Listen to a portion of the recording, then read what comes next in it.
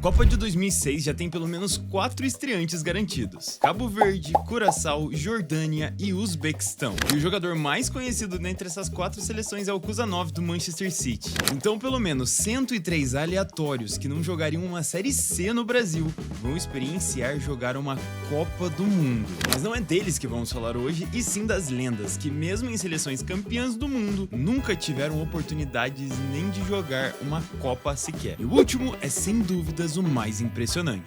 E o primeiro da lista é o George Best. Quem joga FIFA conhece ele e vários outros nomes aqui dessa lista. Best estreou como profissional no United lá em 63, com apenas 17 anos. E já em 1965 ele conquistou seu primeiro título, a Liga Inglesa, que até então não era chamada de Premier League. E é interessante como o auge dele foi logo no começo. Ele destruiu o Benfica de Eusébio em 66, virando um superstar do futebol na Europa, ganhou seu segundo inglesão em 67 e no ano seguinte ganhou a Champions em cima do mesmo Benfica do Eusébio, uma goleada de 4-1 na final, com gol dele e 2 do Bob Charlton. Isso tudo com menos de 23 anos, meus queridos. Vocês têm noção de que esse cara era um meteoro? Ele foi absurdo, com 23 anos ele já tava ganhando tudo isso que eu falei. Só pra vocês terem uma noção do tamanho desse cara, ele era colocado como um dos melhores do mundo junto do Pelé, no auge do Pelé. Mas a seleção dele era a Irlanda do Norte. E por aí vocês já imaginam, né? Se juntar os 11 melhores jogadores da história da Irlanda do Norte, não forma um time pra ganhar do Mirassol 2025. O Best poderia ter jogado as Copas de 66, 70 e 74 no seu auge, mas acabou aí se rendendo ao alcoolismo e não durou até a Copa de 82, onde a Irlanda do Norte foi classificada. Mas aí no caso ele já estava completamente decadente. Sua última partida como profissional foi em 84, atuando pelo Tobermory United, perdendo o seu último jogo de 7-0 pro Ballymena United. Pra quem acha que é triste aí pro Neymar tá jogando no Santos contra o Ituano, né, ou no Paulistão, ele ainda pelo menos tá na primeira divisão do Campeonato Brasileiro, que é um dos melhores e mais difíceis do mundo. Vocês têm noção que esse cara foi parar simplesmente na Irlanda do Norte, voltou pra casinha dele e ainda num clube super jovem. Esse clube que ele tava jogando aí não tinha nem 15 anos de idade na época. Mas também não dá pra jogar o cara, né? Ele era bonito, famoso e muito rico, milionário, no auge dos Beatles na Inglaterra nos anos 60. Esse cara escolheu viver a vida, né? Essa é a verdade. Agora vamos falar de outro George, o George Weah. Ele foi o único africano a ter ganho uma bola de ouro até hoje. Nascido lá na Libéria em 1966, ele foi descoberto pelo Arsène Wenger em 88 e acabou indo para o Mônaco. Lá ele ganhou muito destaque, vencendo a Copa da França em 91 e acabou sendo levado para o PSG aí no ano seguinte, onde começou a viver seu auge, principalmente na temporada 94-95. Lá ele ganhou a Liga, foi artilheiro da Champions e levou o time francês a uma semifinal inédita da competição contra o Milan. E o time do Milan ficou tão impressionado com a atuação do cara que na janela de transferência seguinte não quis nem saber, já contratou ele. E aí no final de 95, por toda a temporada que ele tinha feito com o PSG e também pelo seu início no Milan, ele ganhou a bola de ouro, melhor do mundo na FIFA e vários outros títulos. E apesar aí dele ter tido seu auge nesse período de 94, 95, justamente onde estava rolando uma Copa do Mundo, ele nunca teve a oportunidade de participar. A seleção da Libéria nunca teve time suficiente para se classificar para as Copas, tanto que ele já chegou a bancar viagens e estrutura para a seleção do seu próprio bolso. E ele virou tão ídolo do país com tudo que ele fez, tanto para a seleção quanto nas coisas sociais que ele fez dentro do país, que em 2018 ele virou presidente da Libéria. Pois é, eu acho que é o único africano que ganhou uma bola de ouro e o único jogador que virou presidente do país dele. Bom, mas agora a gente vai pro último da lista de seleções fracas, porque, né, Libéria, Irlanda do Norte não são seleções muito boas. E a próxima que a gente vai falar aqui é o País de Gales. Que eu sei, vocês acompanharam o Bale, vocês viram Gales indo pra Copa em 2022, mas a seleção deles é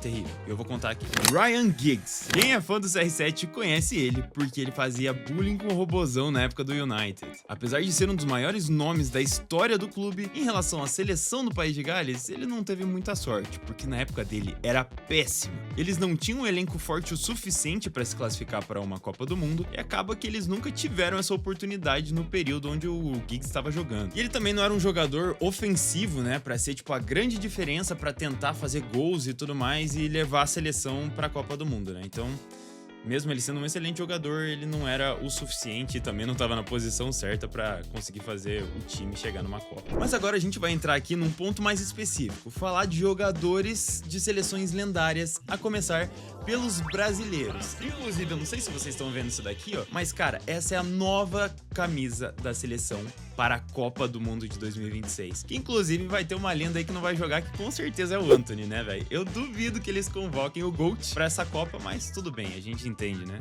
A seleção brasileira na questão do ataque é bem forte. Mas se você aí tem interesse em comprar essa camisa ou camisas retrô do Brasil e tudo mais, pra você acompanhar essa Copa vestindo o manto, eu sugiro que você entre lá no nosso site, que é a Shirt, um dos maiores sites de camisas de time do Brasil, cara. Lá você encontra camisas atuais, camisas retrôs, kit infantil e diversos outros produtos, inclusive kit de treino, tá ligado? Eu sei que você pode talvez não tá tão favorável à nossa atual seleção, mas pelo menos você pode aí se vangloriar das glórias do passado usando, por exemplo, essa camisa aqui de 98 que a gente tem lá no nosso site. Além, é claro, de ter camisas retrôs. Você que é apaixonado por futebol, se liga nessa camisa retrô aqui do Liverpool, cara. Olha que obra de arte. Essa camisa e várias outras você encontra lá no nosso site Shirt. E você usando esse cupom que tá aqui na tela, você ainda ganha um descontinho, fechou? Você ainda ganha 7% de desconto. E se você levar 3 ou mais unidades, eu consigo um desconto aí de 15% pra vocês. Mas tem que mandar uma mensagem aqui, ó, na nossa DM, ou melhor, lá no nosso WhatsApp, que também tá na descrição desse vídeo e no comentário fixado, fechou? Mas enfim, vamos aqui pra primeira lenda que nunca participou de uma Copa pelo Brasil. Alex. Acredito que ele é um dos nomes mais injustiçados de todo o futebol. Hoje em dia, ele seria a camisa 10 da seleção com facilidade e dividiria o protagonismo com o Neymar. O cara é lenda máxima no Fenerbahçe, lenda do Curitiba e um dos grandes nomes da história do Cruzeiro. Só pra vocês terem uma noção, ele é um dos caras com mais assistências. Ele tá, acho que no top 4 de mais assistências da história do futebol. Vocês têm noção disso? Esse cara bota De Bruyne no bolso. Esse cara bota o Neymar no bolso. Esse cara bota o Messi no bolso na questão de assistência. Vocês têm noção disso? Um dos maiores assistentes da história do esporte e nunca disputou uma Copa pela seleção. E o azar dele foi ter que disputar a vaga na seleção com Ronaldinho, Rivaldo, Kaká. E bom, esses são os rivais de posição dele que tinham bola de ouro, tá? Porque ainda tinha Juninho Pernambucano, Zé Roberto, Gilberto Silva e por aí vai. Outro nome dessa lista é Marcelinho Carioca. Para os corintianos, ele com certeza dispensa apresentações, né? O cara era um monstro dentro de campo. Teve algumas atuações pela seleção, mas nunca chegou a jogar uma Copa. E o caso dele é um pouco diferente aqui do Alex. Além da concorrência absurda com Raí, Mazinho, Rivaldo, Denilson e etc., ele não tinha uma boa fama em relação a comportamento fora de campo, tanto que chegou a se desentender com técnicos e dar entrevistas a respeito de uma força oculta dentro da seleção e por aí vai. Não seria o primeiro jogador que a gente sabe que falaria mal da CBF aí. Djalminha. O caso dele é quase o mesmo do Marcelinho Carioca. Ele mistura episódios de indisciplina com concorrência altíssima que deixaram ele aí fora das Copas. Mas agora, saindo um pouco do país, temos que falar do Ginola. E esse é um dos casos mais diferentes aqui, porque ele era um dos grandes nomes da França nas eliminatórias para a Copa de 94, só que num jogo contra a Bulgária, a França estava segurando um empate para se classificar e aos 90 minutos, também conhecido como 45 do segundo tempo, quando era para ele segurar o resultado, ele tentou arriscar um cruzamento que resultou no contra-ataque búlgaro e o gol da vitória que tirou a França daquela Copa. Galera aí que joga FIFA tá ligado em quem eu tô falando, né, mano? Ginola é um cracaço, só que esse cara, infelizmente, em um lance tomou a pior decisão da sua vida, porque por conta justamente disso, ele deixou de ser convocado para 98 e deixou de perder uma Copa do Mundo. Além de não jogar de 94, ele perdeu a oportunidade de 98 e não foi campeão. Não é nem só jogou, ele poderia ter sido campeão, velho. Olha que tristeza isso daqui. Só que assim,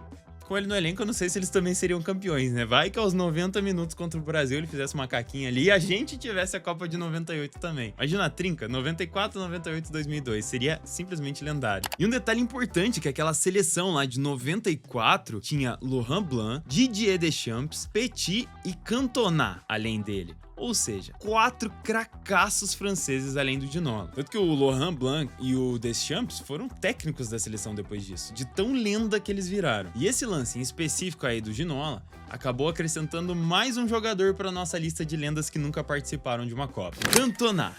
Pois é, um dos jogadores mais icônicos do Manchester United e da Premier League nunca jogou uma Copa do Mundo. E ele não jogou nenhuma Copa justamente pelo mesmo motivo que torna ele tão icônico: o seu temperamento. Em 1995, após aquela Copa que ele ficou de fora por conta do Ginola, ainda em janeiro ele literalmente deu uma voadora em um torcedor do Crystal Palace, que o fez receber 9 meses de suspensão do futebol, justamente no início do novo ciclo de Copa e da chegada do novo treinador Jacquet na seleção francesa. Como faltariam aí 4 anos para o próximo torneio, o técnico decidiu renovar a seleção trazendo jovens talentos. E um desses jovens talentos eu acho que talvez vocês conheçam, tal de Zinedine Zidane, vocês estão ligados? E esse novo técnico tava com isso tão implementado e enraizado que em 96 ele falou o seguinte: nem o Cantona nem o Ginola seriam convocados porque eles pertenciam apenas ao passado da seleção. E aí ele queria dar uma chance pra nova geração. E assim, no final isso daí deu muito certo, né? Porque o Cantona acabou se aposentando precocemente com apenas 30 anos em 1997 e a Nova França foi campeã em 98. Pra você ver como às vezes é interessante a gente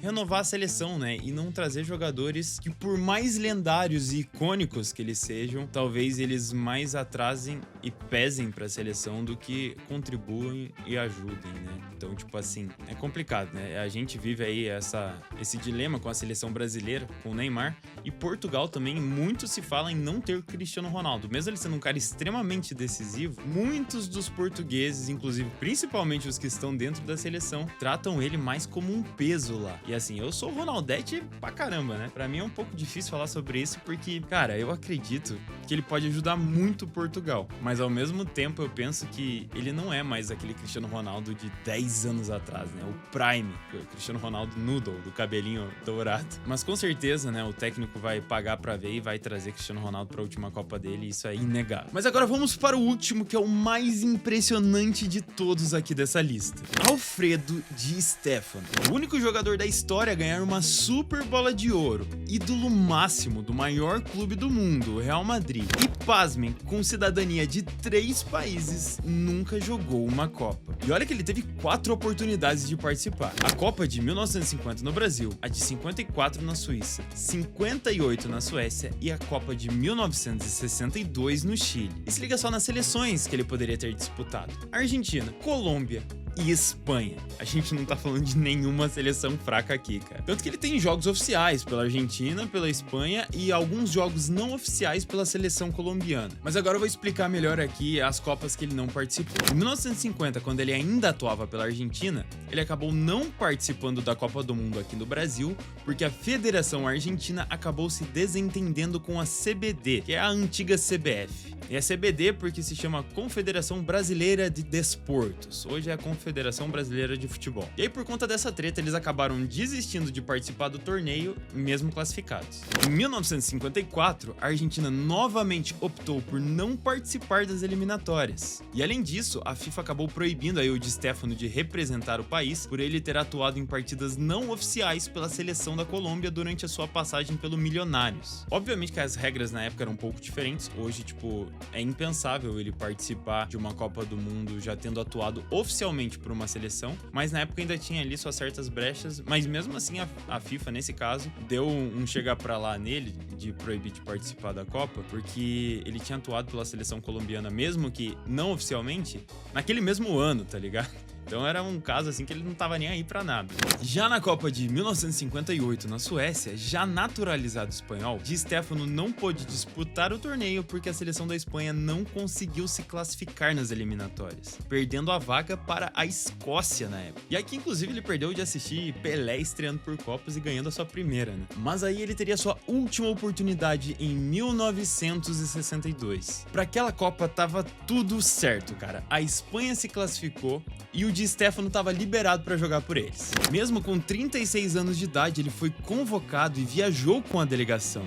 No entanto, ele sofreu uma lesão muscular nas costas em um amistoso contra a Alemanha pouco antes do início da Copa e acabou não conseguindo se recuperar a tempo de jogar nenhuma partida. E cara, eu não sei se isso é azar ou o quê, porque pra quem não tem muita noção, né, hoje em dia, é como se o Messi ou o Cristiano Ronaldo nunca tivessem jogado uma Copa do Mundo. O cara tinha 6 Champions Leagues, ele tinha a bola de ouro a rodo, tá ligado? A rodo, e ainda tinha a Super Bola de Ouro, que é o único jogador até hoje que tem esse prêmio. Mas aí, o que você achou desse vídeo? Você curtiu, cara? Então deixa seu like aqui e se inscreve no canal, porque eu tô trazendo de novo curiosidades do futebol aqui, que eu sei que vocês gostam e eu gosto demais de trazer esse tipo de conteúdo pra vocês. Então, se você gostou, deixa seu like, se inscreve no canal. Até a próxima. Valeu e fui!